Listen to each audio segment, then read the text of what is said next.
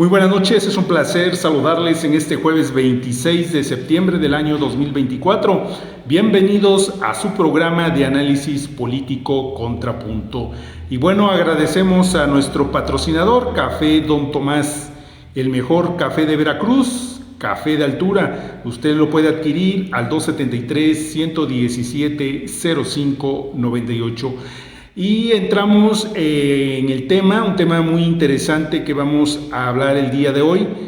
Como ustedes saben, pues está finalizando ya lo que es la administración del presidente de los Estados Unidos mexicanos, me estoy refiriendo a Andrés Manuel López Obrador.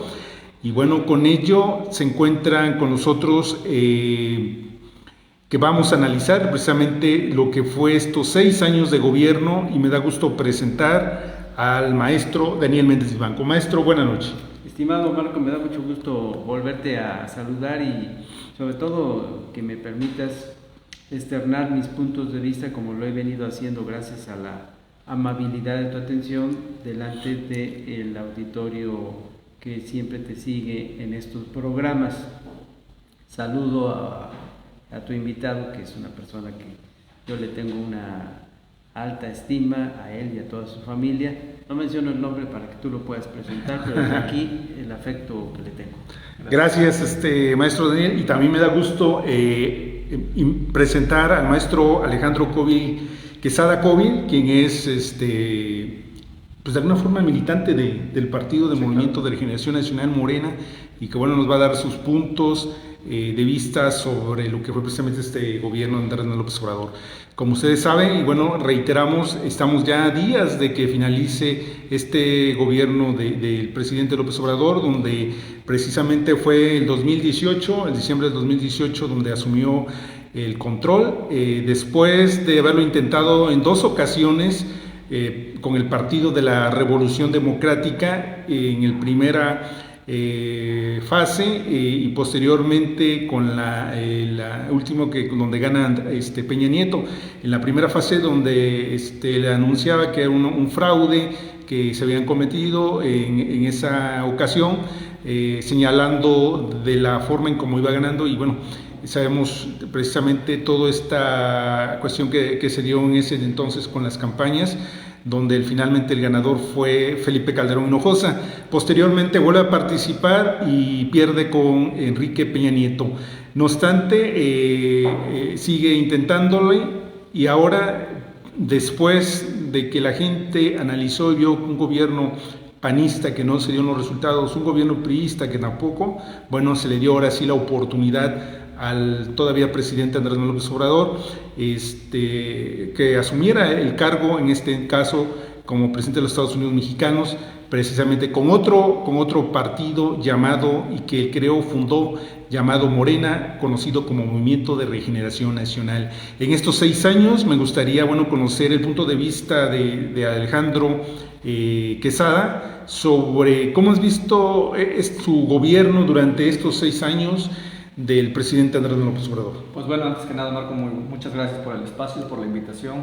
Saludo y agradezco saber, maestro, que el aprecio es mutuo, y pues bueno, es un placer debatir con gente que siempre tiene muy bien establecidas lo que son sus ideologías, y sobre todo lo que es tiene conciencia política y conciencia social.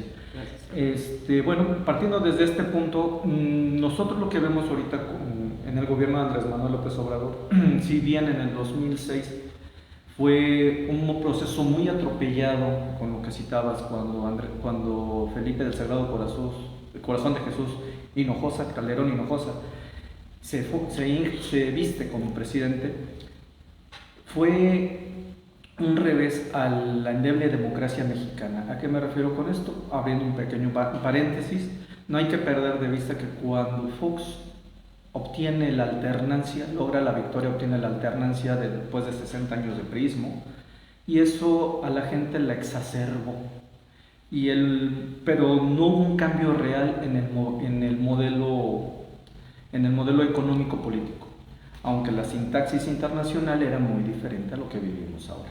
¿A qué voy con esto? Bueno, cuando entra Calderón, Fox, al meter mano, al mover la cuna, regresa de alguna manera a esas viejas prácticas del PRI, y eso desencanta a mucha gente que lo apoyó y a generaciones que en ese momento lo apoyaron.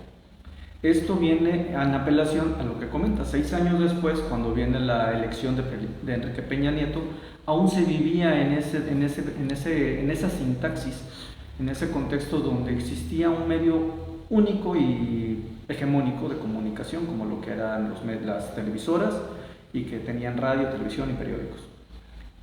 Y empezaban apenas a regar las semillas, lo que eran las redes sociales, un poco más con ya la democratización del Internet, y se dieron los primeros fenómenos sociales como el Yo Soy 132, que encerraron a Peña Nieto en el baño, etcétera, etcétera.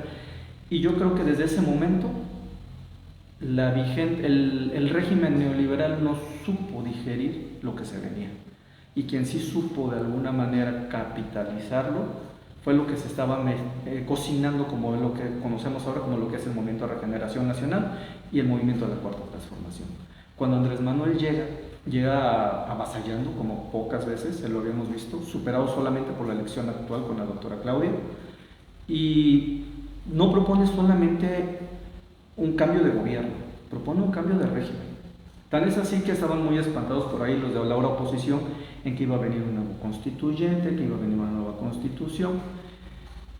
Gracias a las elecciones que se hicieron y los resultados del 2024 de estas elecciones, no fue necesario todo este tema, y lo que se está haciendo ahora es consolidar ese cambio de negocio, ese cambio de régimen, perdón. Lo que bien comentabas, y es a donde vamos a empezar a desmenuzar el tema, se propuso un nuevo modelo económico a lo interno, a lo nacional. Se puso en manos de la gente lo que eran los bienes de la nación, es decir, se empezó a redistribuir el flujo de la economía en México con los programas de adultos mayores, con las becas para jóvenes en edad de estudiar preparatoria, para los jóvenes, el programa de Jóvenes Construyendo el Futuro. Fueron programas que fueron permeando en la sociedad y que fueron haciendo que la sociedad comenzara a tener una cierta actividad bajo un sistema que ellos no tenían, que era una seguridad de tener un ingreso familiar. A partir de ahí, si le sumamos la negociación que se dio entre empresarios y el gobierno actual para poder subir los salarios de manera gradual, lo cual fue una de las principales bastiones que generó que salieran prácticamente 5 millones de personas de la pobreza. Eso reactivó totalmente, de alguna manera reactivó de manera sustancial la economía de muchos sectores que antes estaban precarizados, es decir, no tenían una certeza de un ingreso familiar, ahora ya lo tienen. Y eso de alguna manera ha mantenido funcionar la economía más acelerada, y se ha visto en uno de los resultados menos publicitados pero muy palpables, es que México es el país de la OCDE que tiene una tasa de desempleo menor al 4%. Entonces todos esos datos, esos logros, no se habían dado en un modelo político que estaba basado en incentivar a los de arriba, en ayudar a los grandes empresarios, a los que supuestamente iban a encender el motor de la economía, cuando realmente rebosaban ellos de las ganancias, rebosaban ellos de todo lo que eran las utilidades, y esas utilidades terminaban siendo inversiones golondrinas que se iban a otras partes del mundo. Y cuando aterrizas y cambias la fórmula y esos recursos los inyectas, los redistribuyes a la base, esa misma base es la que genera que esta economía esté fluyendo, esté activa, y que no se detenga y que sea más atractiva la inversión.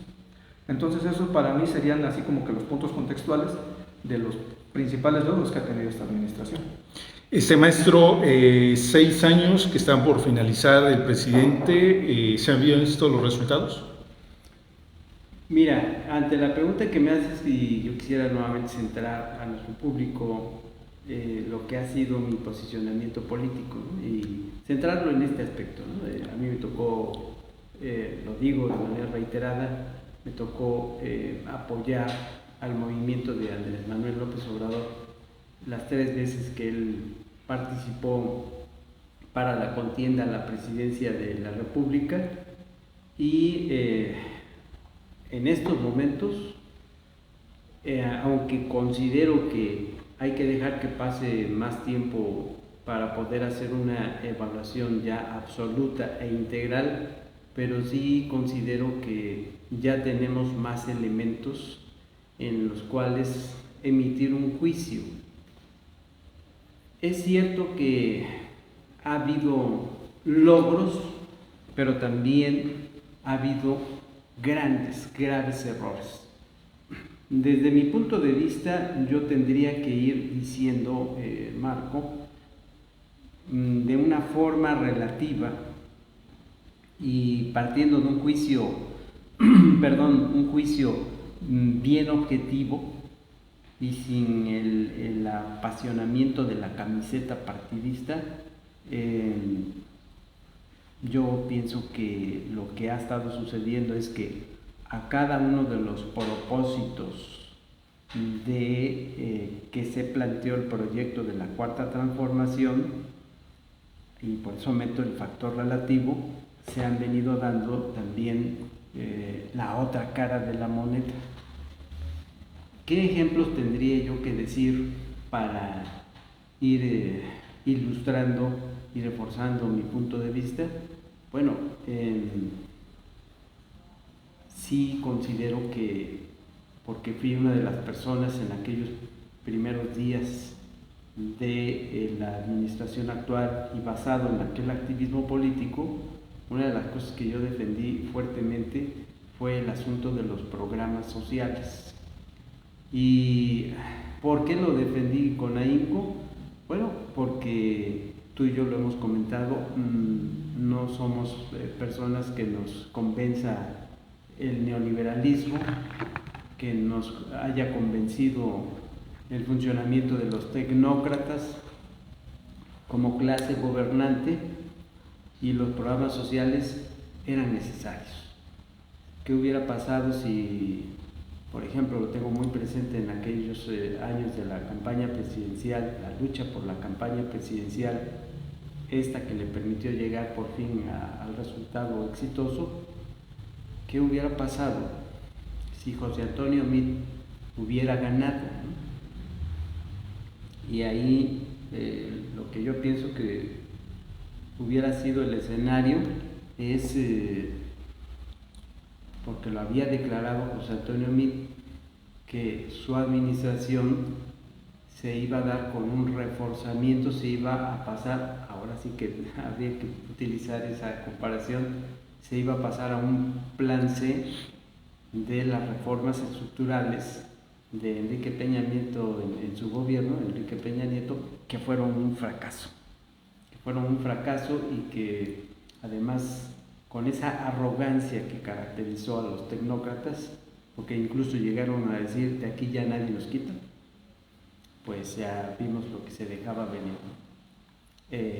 Enrique Peña Nieto le declaró al periodista Joaquín López Dóriga que no importaba el sacrificio, el riesgo de tratar de ahondar en las reformas estructurales, que él estaba consciente de las consecuencias y los riesgos que esto traería, y ahí aparecieron las consecuencias.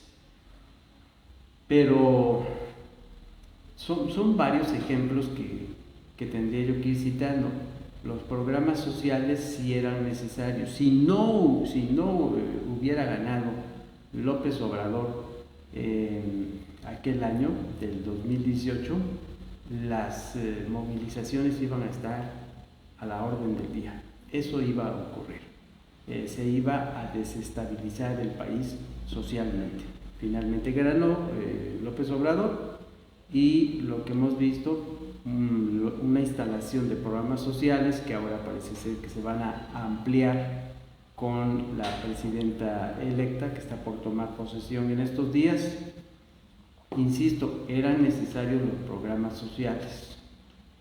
Pero aquí viene que en cada ejemplo que tú me preguntes, y que yo te tendría el deber moral de ir diciendo sí el logro, pero también la consecuencia que ha venido, que no ha gustado a quienes hemos venido analizando todo esto. Es decir, y reitero el ejemplo de los programas sociales. Los programas sociales allí están. Qué bueno, han ayudado a las personas, han ayudado a todas las personas, los programas que ya conocemos. Pero sí preocupa, y ahí estoy, mi función es la de describir cómo se está dando ese panorama, pros y contras.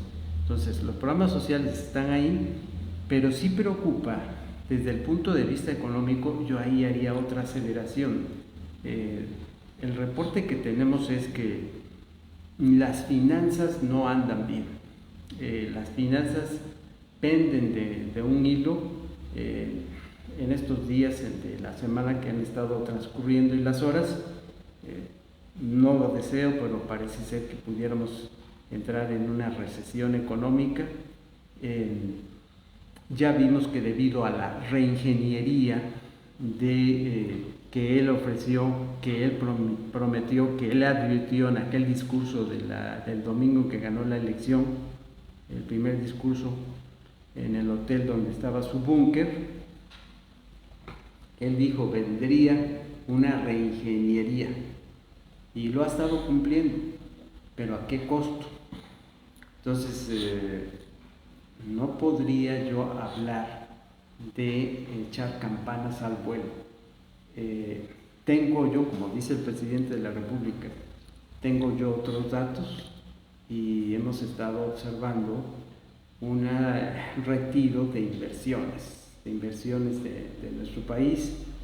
Y bueno, yo sugeriría a nuestro público un libro que pues comenta el presidente que él lo hizo, donde habla exclusivamente sobre la temática económica, en donde plantea que el eje central de esa temática económica es manejar la economía, las finanzas de nuestro país con un toque de humanismo mexicano. Y cuando empezó a hacerse esa reingeniería que ofreció, que advirtió en ese discurso, ¿cómo vino? Pues empezando a quitar los programas, los sectores autónomos, institucionalmente hablando, con el argumento de que de ahí se tendría que tomar el dinero para ir pagando a los programas sociales.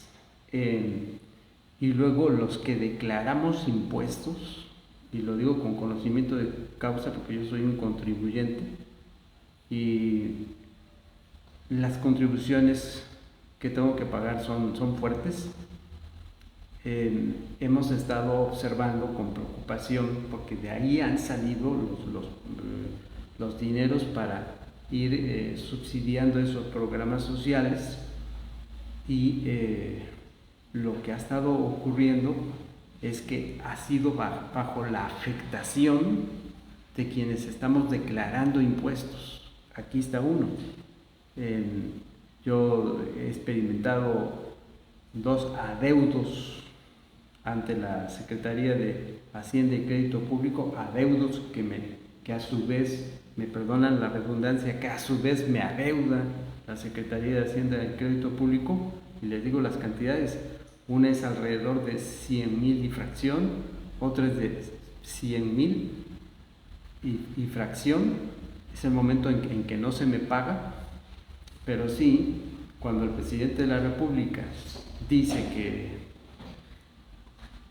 es un dinero, casi lo dice abiertamente, y luego se generalizan las palabras de las personas, es que está regalando ese dinero. Me quedo pensando en los distintos rubros que tiene el programa o los programas sociales, el de adultos mayores.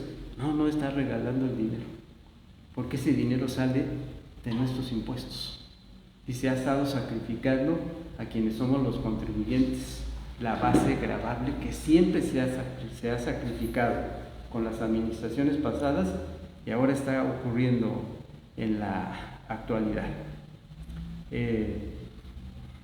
Ha habido un desencanto de quienes apoyamos fuertemente al presidente de la República, y creo que hay muchas familias que han tenido ese desencanto. Aquí está uno en ese desencanto, en el que no puedo creer en que se haya buscado la unidad cuando estoy viendo, en el caso de mi hermano mayor que ha trabajado para la Secretaría de Salud, cómo desde que inicia, que fue el hermano mayor fue también gran apoyador del movimiento que encabezó Andrés Manuel López Obrador, y por aquí se instala el gobierno, y ahora que mi hermano está viviendo su proceso de jubilación, han sido unos años perversos de quererlo perjudicar para no salir bien jubilado. Y eso yo no puedo creer en que se esté fomentando el humanismo mexicano, viendo de cerca a un hermano que se está viendo afectado. Tenemos grandes pendientes. La inseguridad.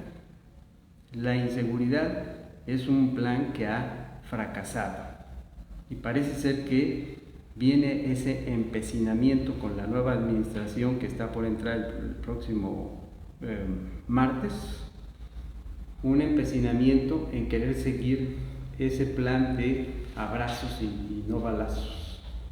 Y ahí tenemos entidades federativas que están viviendo un infierno realmente, como es el caso de Sinaloa, en el que se ha paralizado la economía.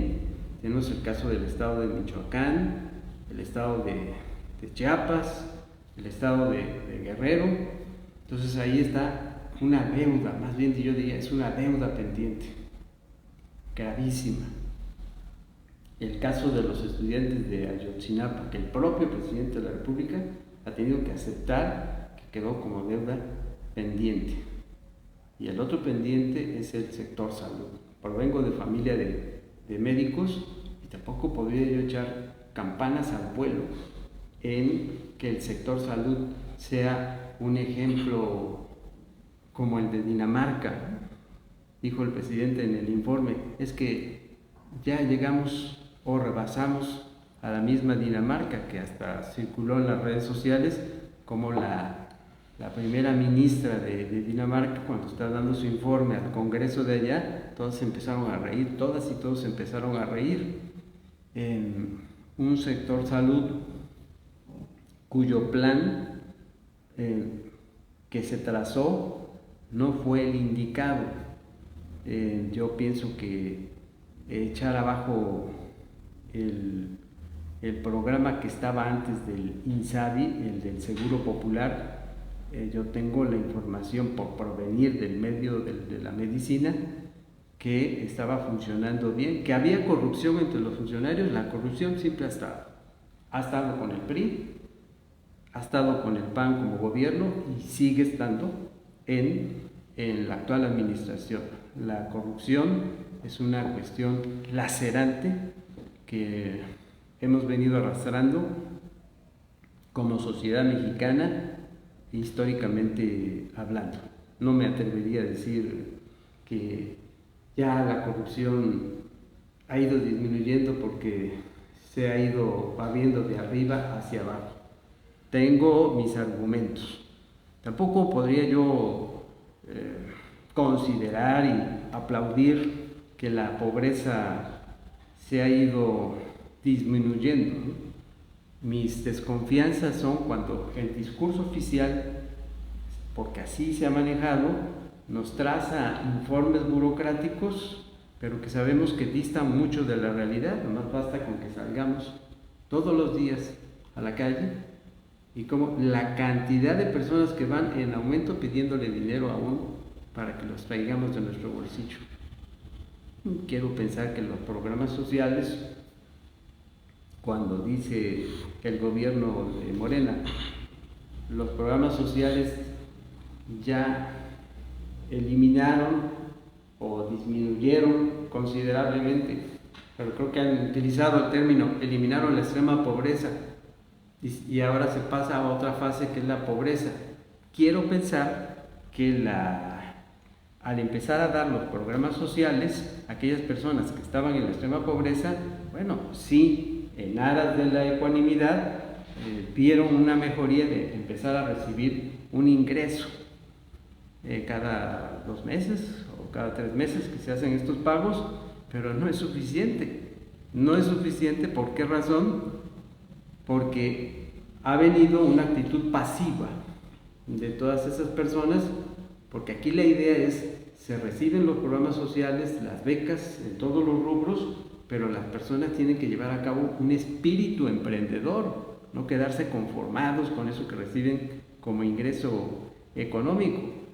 Y luego agrégale a eso que está sucediendo que la pobreza no la podemos pues quitar en automático, ¿no? La pobreza, pues yo creo que van a pasar muchos años para que pudiéramos hablar, si es que se llega a decir se elimina la pobreza.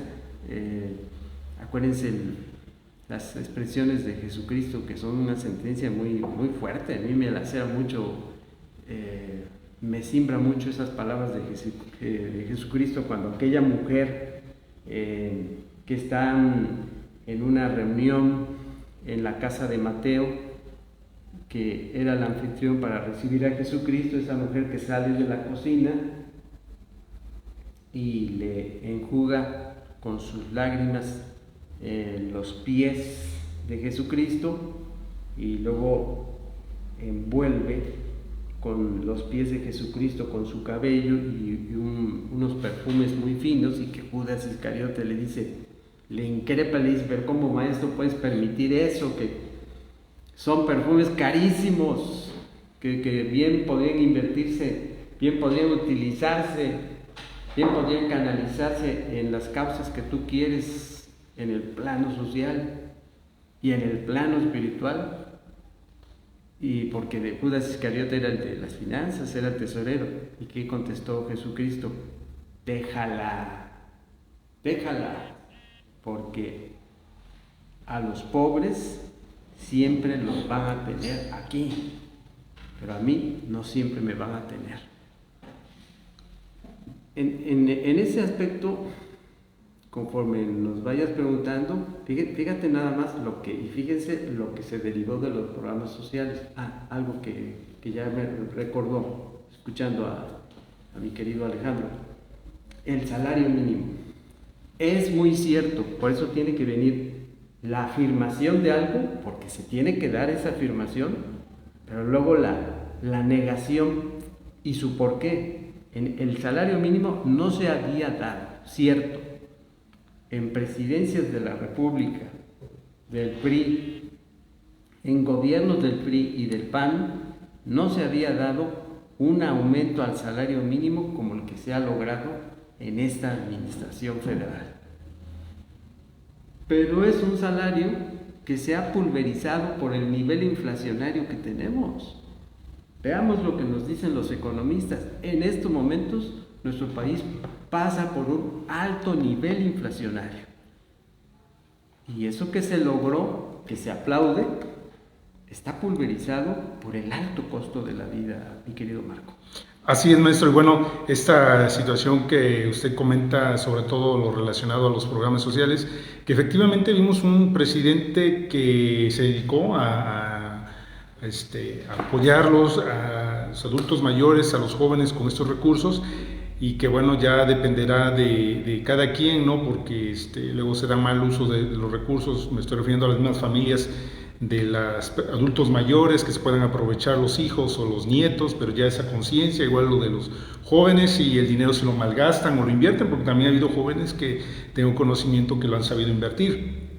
Lo que sí queda claro es que no pudo con dos puntos muy importantes y que ahorita está afectando a nuestro país, y es el tema precisamente de la seguridad y la cuestión de salud, donde para mí me pareció más que nada, cuando hizo esa declaración de que somos mejor que Dinamarca, fue como una burla hacia los mexicanos. ¿Qué opinas de este, maestro Alejandro? Bueno, trataré de ser un poquito más breve. En efecto, cuando entra un presidente, cuando están en campaña, creo yo que todos tenemos expectativas muy, muy altas. Regresando al punto cronológico, Cuando llegó Salinas, Salinas tenía una necesidad imperante después del famoso fraude del 88 de legitimar su presidencia. ¿Cómo lo hizo? A través del Plan de Solidaridad, el cual catapultó a Salinas como casi un caudillo dentro del mismo prismo, porque visita donde llegaba el presidente de la República, había de facto obras, había de facto por órdenes presidenciales, un camino, un embellecimiento, un parque, lo que fuera. Cuando llegó Ernesto Zedillo después del magnicidio, él buscó también de alguna manera legitimarse, pero él lo hizo a través de otros mecanismos, como ya fue más político en ese momento.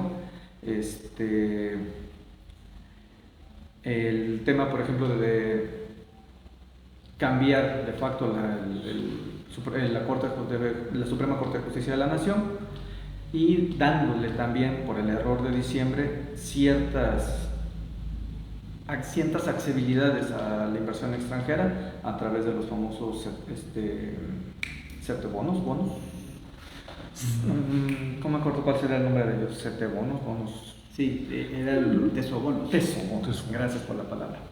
Y cuando entra Calderón también por el tema, cuando entra Fox, perdón, él entra con una legitimidad muy alta y un índice de percepción muy alto, pero él entra con un tema más de inversión extranjera, más apuntalando los temas de entonces de Tratado de Libre Comercio.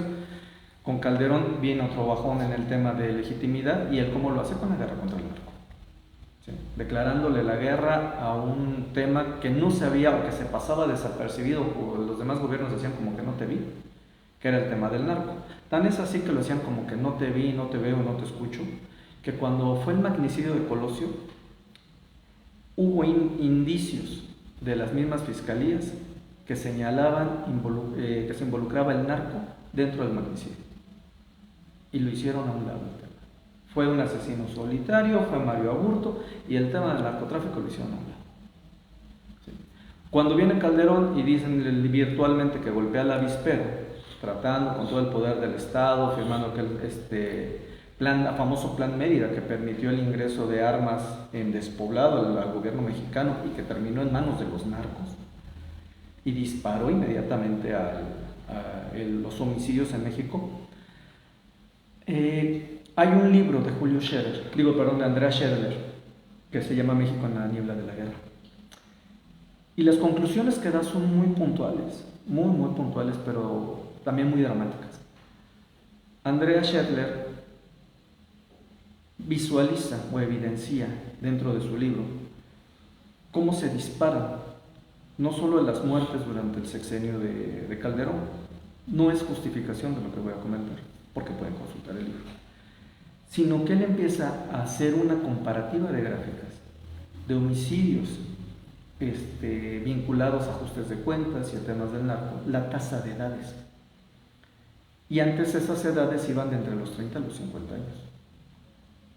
Después del 2010, del 2000 al 2010, la tasa de edades bajó. Ya eran de 30 años para abajo. Y si a eso, como él mismo en el libro le suma, la normalización de la llamada narcocultura, hablamos de generaciones completas que han crecido bajo un esquema de aspiracional, que se puede encontrar una riqueza rápida o un nivel de vida muy alto dentro de la narcocultura, como bien lo puntualizaba el licenciado, bien siendo político corrupto, ¿sí? O siendo tratante de blancas. Y eso lo vemos en los narcocorridos, lo vemos en las famosas narcoseries y ahora hasta en los corridos tumbados.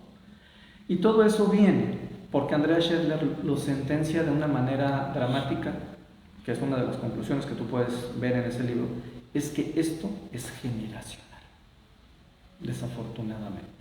Y es ahí donde muchas personas o muchos teóricos o muchos docentes visualizan que la solución, la posible solución a este tipo de eventos que vivimos todos los días, es trabajar con las nuevas generaciones. Andrea Scheller en una de las partes del libro dice que estas son como reservas, como carne de cañón desechable, como eliminan a uno, llega a otro, no te preocupes. Y se va dando, ¿por qué? Porque cada vez son más jóvenes. Más y más y más jóvenes son enganchados. Y la única manera en que se podía comenzar a disuadir ese tema, porque si tú tomas datos como la tasa de homicidios y tomas datos como la deserción escolar a nivel preparatorio, te das cuenta que empataban. ¿Sí? La deserción escolar era muy alta en nivel preparatorio. Era en el periodo donde más deserción escolar existía. A través de las becas de bienestar, esa tasa se frena. Como tú lo dijiste, hay chicos que van y se acaban la beca, no sé, la malgastan, hacen cualquier cosa y se la acabaron. Pero hay chicos que la han sabido invertir porque tienen un piso parejo de oportunidad.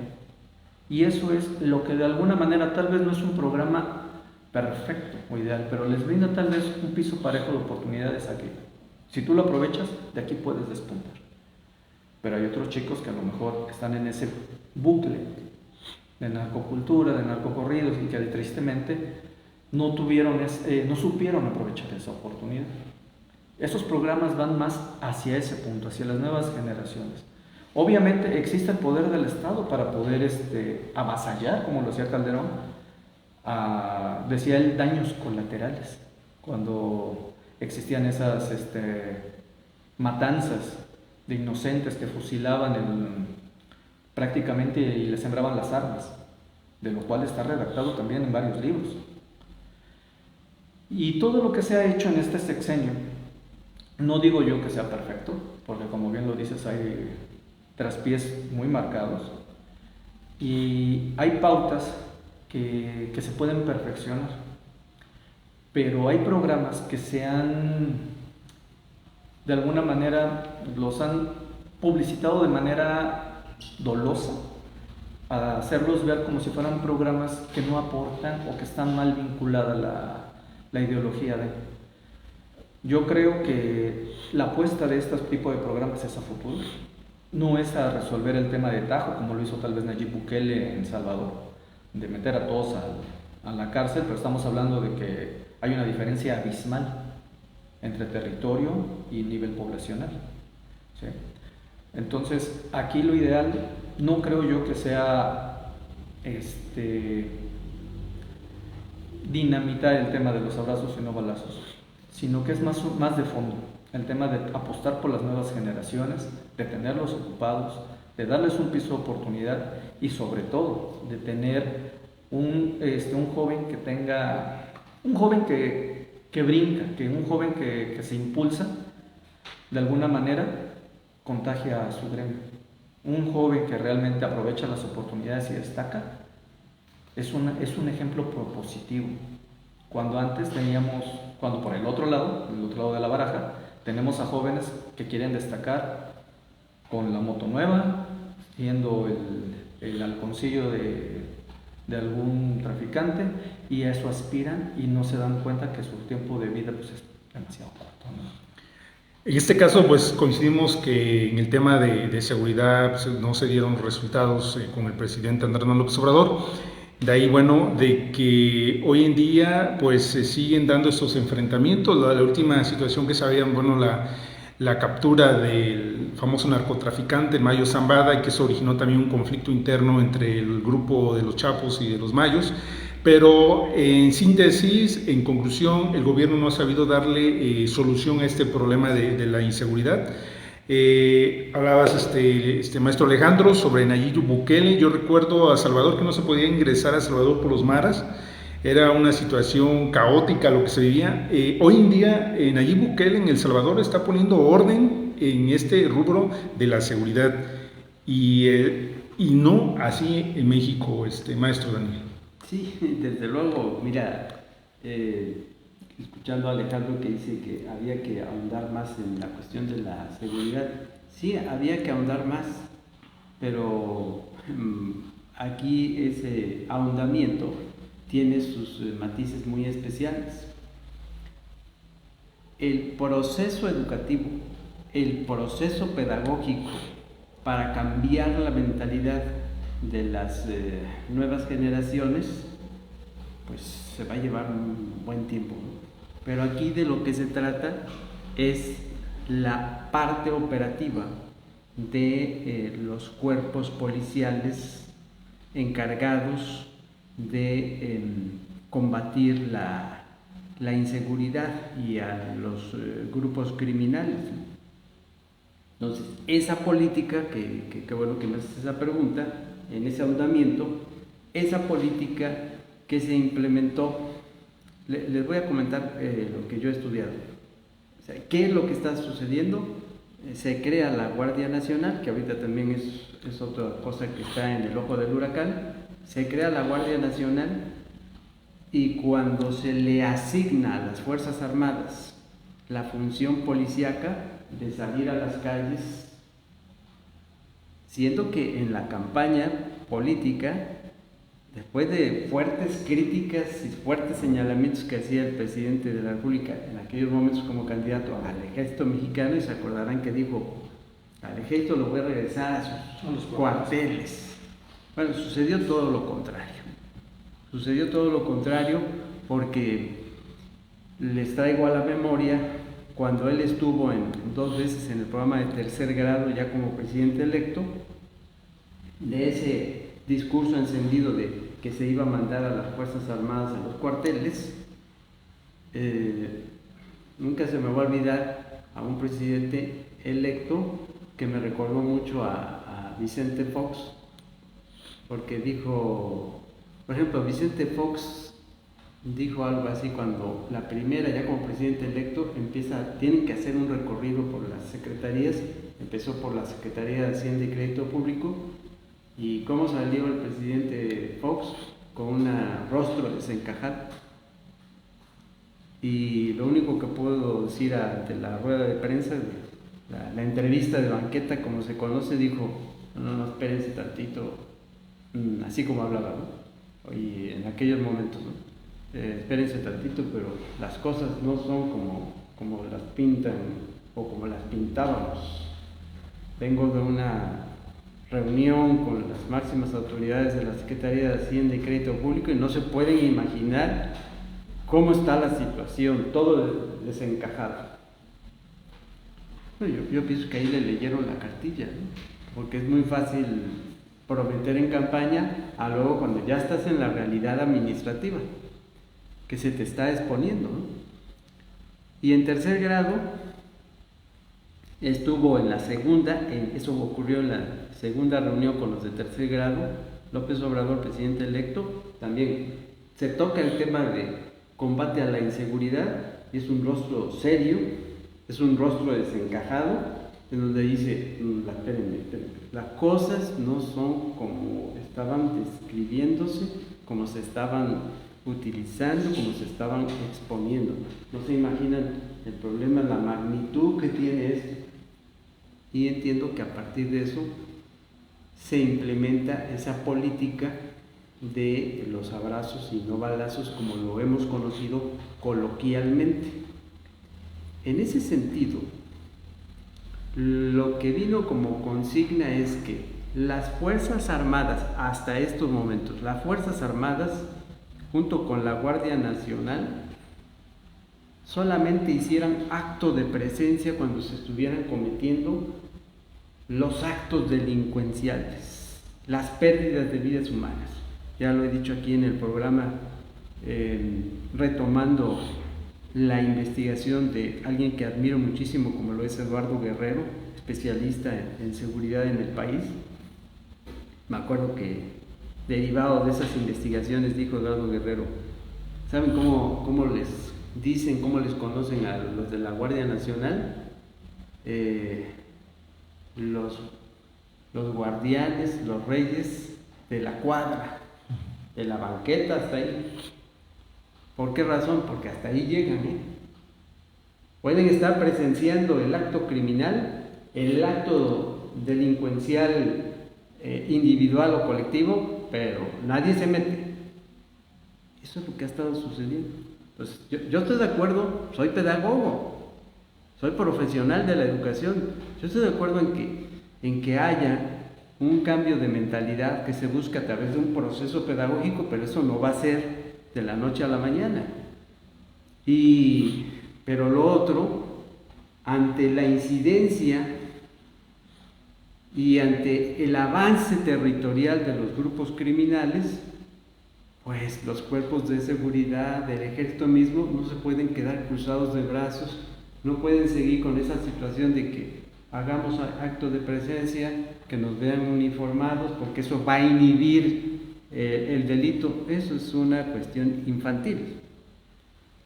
Vino una tercera consigna o política a seguir, disposición de cuando Santiago Nieto Castillo inaugura esa oficina, al frente de esa oficina, la Oficina de Inteligencia Financiera, dependiente de la Secretaría de Hacienda y Crédito Público, y ahí Santiago Nieto Castillo explicó es que vamos a intervenir las cuentas bancarias de los narcotraficantes, de los grupos criminales, las vamos a neutralizar y ese dinero se va a incorporar al erario público para que se enriquezca.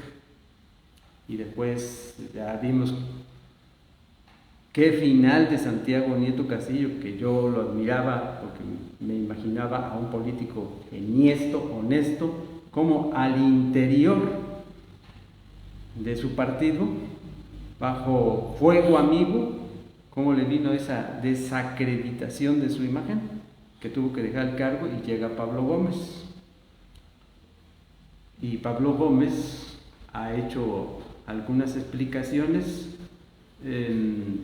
combatiendo, sí, mediante la información, mediante la investigación de la movilidad de los dineros, pero también atacando a quienes son sus oponentes, ¿no? Entonces, ante este panorama que estoy describiendo, que es a lo que yo le llamo la otra realidad, no es posible que se siga pensando que en los siguientes 6 años, ahora con la doctora Claudia Sheinbaum, pues según lo que observo y percibo, es que va a seguir esto de esta política, a seguir de combate, entre comillas, contra la inseguridad. Eso no puede ser, Marco. Efectivamente, y bueno, este es el tema que estamos tocando ahorita de la inseguridad, pero llama mucho también el tema de la salud, un tema que quedó ahí pendiente, sobre todo de la gente que llegaba, la gente que requería el tratamiento para un cáncer y que decían, pues no, ya no hay medicamentos, ¿qué está pasando? Y siempre responsabilizando a los anteriores gobiernos. Es una de las cuestiones que a veces no se entienden de los gobiernos en turno, responsabilizar a los anteriores gobiernos sabiendo de que están ahí precisamente para que le den solución al problema, no para que conozcamos más el problema del que ya dejó anteriormente su sucesor. En este caso, ¿cómo vislumbrarías la parte de Andrés Manuel López Obrador en la cuestión de esta división que fue creando, en el sentido de que, bueno, tú estás conmigo, eres una persona honesta, una persona que quiere el progreso para el país, pero ya no estás conmigo, bueno, ya eres un corrupto, eres una persona, hasta mote de fifí, ¿no?, que le ponía a este señor. ¿Cómo ves esta parte para ti? ¿Cómo encauzó, dividió al país en estar manejando estigmatizando también a la gente de esta manera? Creo que más que agenciarle al presidente el tema de la división, voy entre chairos y fifís, voy más a una frase que lo condensa, ¿no?, que es el fuera máscaras. La división ha existido en México desde esa división, esa polarización ha existido en México desde hace muchos años. Simplemente hay que regresarse en la historia. Dicen que el país que no conoce su historia está condenado a repetirla. Y tradicionalmente los enconos sociales en México se han dado a través de esa división. Es una clase pequeña que siempre ha tenido el control, y cuando se llena el tema del abuso, las masas se levantan. No, yo creo que ahorita la única diferencia en esta transformación ha sido, como bien lo han dicho, o como lo han comentado dentro del mismo movimiento, que ha sido una revolución de las conciencias, en el tema de que el pueblo ahora está más consciente de la política, aunque no llegamos a un grado todavía de análisis, ¿sí? Ahorita es normal y es entendible que toda la gente ahora está muy pendiente de la agenda política, pero no todos estamos conscientes del análisis político. Para entender un poco más, y yo lo percibo desde una visión más geopolítica, y por eso regreso al primer planteamiento que hacía yo. Ya no son los mismos tiempos que se estaban viviendo cuando entró Carlos Salinas o cuando entró Fox, cuando era un tiempo que estaba en boga la globalización. Estamos dentro de un mundo que está interconectado, donde ya la hegemonía económica ya no es de un solo país. Y todo eso mueve el funcionamiento y la política de cada uno de los países. Es un contexto de diferentes vertientes, de diferentes situaciones. El tema de Bukele, no guardando las proporciones entre El Salvador y México, no tienen una frontera norte donde les ingresen armas al por mayor del mayor productor de armas en Estados Unidos. Cabe recordar que Texas es el mayor exportador de armamento y no precisamente se lo manda a Ucrania, lo mandan a la frontera con México. El canciller Ebrard, cuando estaba en su momento, lo dijo, puso el dedo en la llaga. Para acabar con la violencia en México necesitamos parar el ingreso de armas provenientes de Estados Unidos. Y necesitamos parar la demanda de estupefacientes allá. Nosotros la convivencia con México, la convivencia con Estados Unidos, somos vecinos incómodos, pero somos vecinos que de alguna manera entraríamos en esa misma vertiente, estamos polarizados. Y ese es el discurso que ahorita muy en boga trae y lo ha mantenido el presidente Trump. Y le ha funcionado esa polarización. Aquí en México la situación ha sido esa parte, siempre hay una resistencia al cambio. Y en esta parte, pues quienes tenían el control, el manejo económico, pues están resistentes a ese tipo de cambios. Lo vemos con toda la recaudación fiscal que se ha dado a grandes empresas y grandes corporativos que antes no pagaban, que ahorita están muy incómodos, como Salinas Pliego, que está reacio a cumplir con su obligación fiscal de pagar los 20 y tantos mil millones de pesos que debe, pero tendrán que cumplir con su obligación. Son bastantes temas en el contexto de que en México lo vemos ahorita, por ejemplo, con la reforma judicial. Con la reforma judicial, bien se dice, que es un tema que sí me gustaría abordar, se dice que estamos a un paso o que ya estamos en una dictadura. Y realmente lo que se está buscando pues, es innovar en un tema que no hay precedente dentro del mundo moderno. Ha habido en otros momentos de la historia de México. Dentro del juarismo, en su momento, se escogían a través de una manera indirecta a los ministros. Ahora se van a escoger de manera plural. Que hay muchos bemoles que hay que identificar, claro, pero eso es un cambio que era requerido y que si pone en juego parece ir en contra de algunos temas como la inversión extranjera, pasando al punto de lo que decía el maestro, es que realmente la geopolítica de México ahorita no se juega únicamente por los indicadores que podamos tener de Estados Unidos. Tenemos otros nodos de inversión que realmente también están siendo muy atractivos que hacen atractivo a México, y otros focos, por ejemplo, que no gustan mucho, pero que pesan, que es ahora, por ejemplo, lejos del G7, que tiene su contraparte con los BRICS, ¿sí? Que es Brasil, Rusia, India, Sudáfrica, China y China.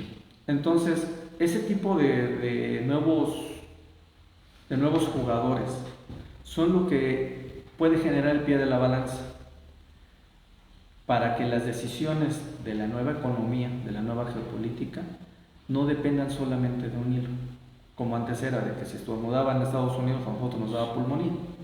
Y lo hemos visto con que la economía se ha mantenido.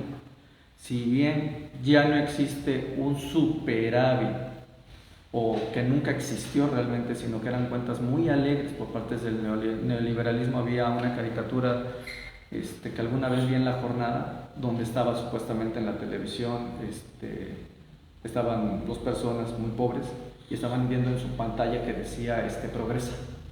¿Se acuerdan cuando regalaban las pantallitas? Y México registra un superávit de tantos miles de millones. Y le dice a la esposa, señor, qué bueno, México ya es más rico, sí, pero nosotros somos más pobres, pero superávit de progresa. ¿Sí? En este caso, la redistribución ayuda o fomenta esa actividad económica. Si bien la inflación ha sido constante, no fue un fenómeno exclusivo o debido al mal manejo de la economía, sino todo lo contrario. Fue una resistencia a las presiones inflacionarias externas y no tuvimos esos picos tan altos que se vivieron en tiempos de la pandemia o que se vivieron post pandemia dentro de México, como sí los vimos en otros países. Hubo un momento que Estados Unidos registró un mayor índice inflacionario que México, y tampoco se debe el tema inflacionario a una decisión del gobierno mexicano, sino que también las presiones inflacionarias de Estados Unidos, la misma economía estadounidense, fue víctima de todo ese parón económico, ¿no? Tenemos que percibir y tomar en cuenta toda esa geopolítica para tratar de entender un poquito más el cómo se está moviendo o cómo se están tomando las decisiones en lo interior, porque ya no se ve, ya el escenario económico mundial no es el mismo para el que estaba diseñado desde hace 30, 40 años, el modelo que estaba imperando en México. Por eso es que de buena manera también veíamos grandes números macroeconómicos, pero en lo interno, en lo micro, no veíamos un avance. Veíamos una pulverización del salario constante año con año y no veíamos, como bien decía, y por eso fue acertado, el tema de los programas sociales. Si bien no son suficientes o bien no son contundentes, pero también generan esa actividad que es primordial para el desarrollo de todo el país. ¿Sí? Si hubiésemos seguido esa perspectiva de crecimiento salarial con la inflación que hubo, ahí sí estaríamos hablando de que se pulverizó el poder adquisitivo de las familias. Pero afortunadamente, con el aumento que hubo en salarios, se neutralizó el proceso de pulverización de poder adquisitivo de las familias a como venía la tendencia desde los años 90. Maestro Daniel, aciertos, errores de este gobierno. Aciertos, pero más errores. A mí me queda claro que hay aciertos, pero más errores. A ver, de lo que estaban hablando. En lo que se refiere al sector salud, insisto, provengo de una familia de médicos y con ellos estoy en constante comunicación y no podemos hablar.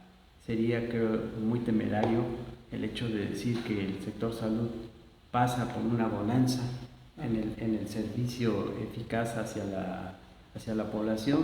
El desabasto de medicamentos es una de las cosas que más ha golpeado al sector salud.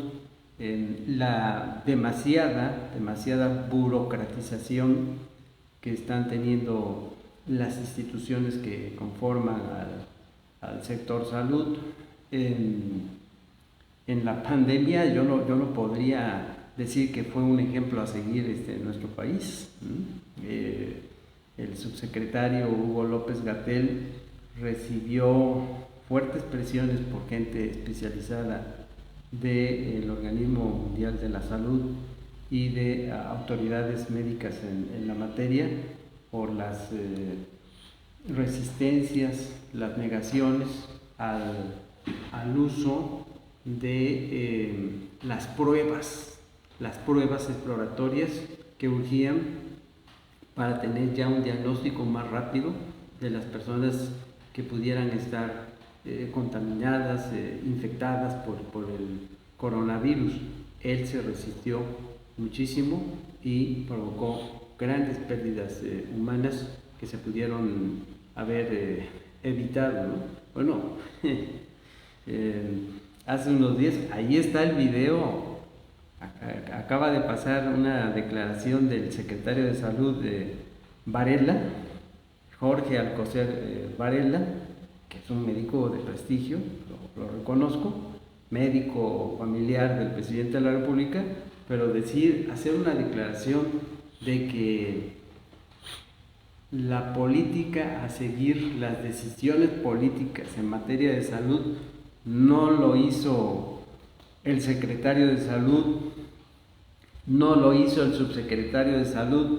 Bueno, deben saber que constitucionalmente en materia de salud hay un Consejo de Gobierno que está por encima del presidente de la República para tomar esas decisiones.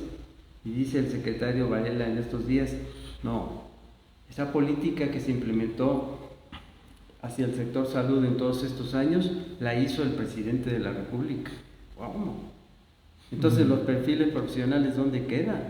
Yo aprendí por la teoría política que el presidente de la República sí es la máxima autoridad, pero tiene su cuerpo de asesores, que en este caso de la salud es, ya lo dije, el secretario de Salud, el subsecretario, pero sobre todo, insisto, en el Consejo de Gobierno de la Secretaría de Salud. En cuanto a las finanzas, reitero, yo veo con preocupación en estas horas que han estado transcurriendo, tenemos los reportes de que el secretario de Hacienda y Crédito Público, su tercer secretario que tuvo en esta administración, Rogelio Ramírez de la O, que reconozco, porque he seguido la trayectoria de él y sé que ha sido un buen secretario de Hacienda y Crédito Público, sobre todo fue un buen secretario de Finanzas cuando Andrés Manuel López Obrador se desempeñó como jefe de gobierno de la Ciudad de México. En estos momentos han transcurrido en estas horas con insistencia de que el secretario de Hacienda y Crédito Público ha querido renunciar porque ha dicho o ha utilizado esta metáfora gramatical en su exposición: la economía pende de agujas. De agujas, como sucedió cuando sucedió cuando ingresaba Ernesto Zedillo Ponce de León. Así es, en lo que insisto, en lo que se refiere al salario mínimo, sí, reitero, no se había logrado un salario mínimo en otros años, pero la inflación, y ahí quiero caer, es cierto que el mundo globalizado pasa por una crisis económica, los mismos Estados Unidos de América, pero en esa interconexión cada país tiene sus políticas implementadas a seguir, ¿no?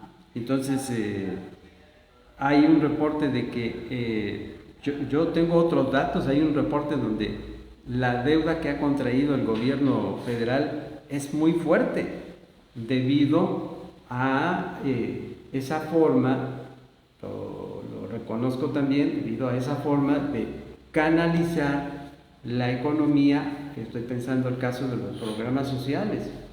Aplaudo, siempre aplaudiré y siempre voy a defender los programas sociales, pero me preocupa porque este tipo de gobiernos, porque lo que estamos viendo es la lucha entre un modelo capitalista y un modelo de nacionalista revolucionario con visiones populistas y socialistas. Es esa lucha enfrentada.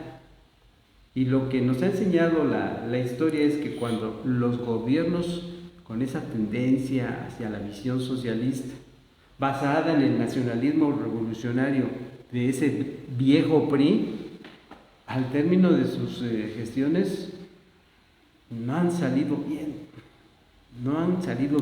salvo honrosas excepciones. Creo que lo cité la otra vez que tocamos este tema aquí en el programa, el de Felipe González, allá en España.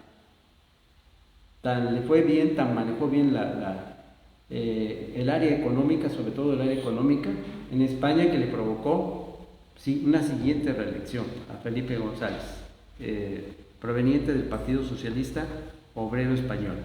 En cuanto a la reforma judicial, estamos pasando por una crisis constitucional, y esa crisis constitucional nos lleva a pensar, me preocupa que ¿cuál es el problema aquí que se quiere implementar? Estamos de acuerdo que la corrupción en la Suprema Corte de Justicia de la Nación ha imperado y se tiene que hacer algo para ya no permitir que no se va a acabar la corrupción.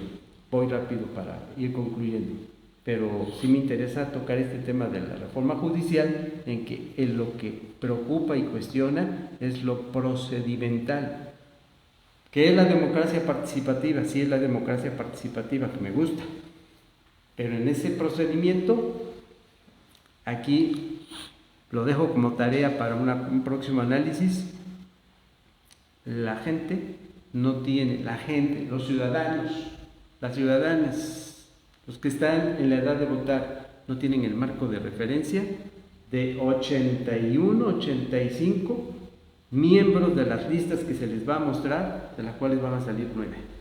¿Dónde está el marco de referencia del grueso de esa población ciudadana que deberían tener sobre esos perfiles? Así es, maestro, y sobre todo, preocupa la cuestión de que se pueda dar un poder absoluto como se vislumbra, ¿no? Nos estamos retirando. Gracias, maestro Alejandro. Me gustaría comentario final sobre este tema. Pues bueno, nada más para concluir, agradecerte el espacio nuevamente. Y bueno, en grandes rasgos creo que este sexenio genera más claros que oscuros en el tema de beneficio, de impacto a la sociedad, de impacto social positivo. Obviamente hay algunos temas que dan yo creo que para cada uno, para un programa, pero me quedo con la situación de que tenemos ahora, hoy por hoy, un México más consciente de su política interna, un México más participativo, pero sobre todo un México un poquito más igualitario. Maestro Daniel, comentario final. No me atrevería a decir que es un país, aunque las discrepancias, las contradicciones dialécticas de las clases sociales provienen desde muchos años atrás, en la misma historia universal de la humanidad, pero no me atrevería a decir que es un país que se encuentra unido y que se fomentó la unión. El presidente de la República, yo he seguido su trayectoria. Si alguien ha estudiado la trayectoria del presidente de la República y cómo piensa, es su servidor. Me hace recordar el anterior dirigente de la Coparmex, cómo lo definió. Ya no es un presidente en función de su activismo político, que nunca lo dejó desde las conferencias matutinas. Dijo el dirigente de la Coparmex, es un gran provocador. Cuando se trataba de ya irse calmando los ánimos en ese hecho confrontado entre los empresarios con él, entre los periodistas críticos con él, etcétera, etcétera. Cuando ya se estaban medio calmando las cosas, el presidente salía con una cosa y con otra. El dirigente anterior de la Coparmex dijo que lo observaba y le hacía pensar en el argot, en el lenguaje del boxístico, que el presidente cumplía una función del clásico fajador. Y eso que ha provocado que aquí, como responsabilidad moral, desde la alta tribuna del país en la conferencia matutina, si ha habido esa polarización de muchos años, dialécticamente hablando, bueno, pues desde la alta tribuna sí tenía que fomentarse una reconciliación. Eso no sucedió. Por favor, dice el presidente, el pueblo es sabio, ya no se le engaña. Yo invierto y traigo a colación, yo le diría al presidente, no, es que al pueblo ya no se le da a tole con el dedo. Y en función de eso, ¿qué necesitamos? Pues necesitamos recomponer el ánimo en aras de la reconciliación de lo que no está unido. Se hablaba de la libertad de expresión. La libertad de expresión no se ha respetado. Y aquí nos llevaríamos horas a empezar a hablar de todos los periodistas que han sufrido el ataque al ejercicio de su libertad de expresión. Tenemos pendiente, por cierto, un programa, la revista Proceso. La revista Proceso siempre apoyó a Andrés Manuel López Obrador. En su campaña tercera, para llegar a la presidencia de la República, hasta sacó una edición especial para apoyarlo. No es posible que utilice esos calificativos de pasquín inmundo. No va con su investigación. Bueno, ahorita que habla de los periodistas, Broso fue otro que también le ofreció un espacio en su momento dado, cuando los medios se le cerraron, sobre todo los medios llamados fuertes, ¿no? Las televisoras, Televisa, TV Azteca. Cuando no había esos espacios, en su momento dado, en las primeras campañas, Broso, aquí está un espacio, Carmen Aristegui, aquí está un espacio, Ricardo Rocha, paz descanse, aquí está un espacio, y ahora, ¿qué pasó con todo eso? No se merece la revista Proceso ese calificativo, porque siempre la apoyó. La revista Proceso, el día que deje de manejar, que deje de practicar el periodismo de investigación, entonces sí, ya no tendrá razón de ser. Gracias, maestro. Gracias, maestro Alejandro. Y bueno, la cuestión clara, en su momento dado, el presidente decía, fuera la corrupción. La corrupción desafortunadamente se sigue dando en este gobierno. Lo vimos con el caso de Segalmex. No hay ningún detenido a la fecha ya por finalizar su gobierno. Dice, yo no pacto con corruptos, y pactó con los Yunes Linares. Gracias, muy buenas noches. Se despide de ustedes Marco Antonio Jaca Solabat. Esto fue su programa de análisis político Contrapunto. Gracias, Marco. Gracias.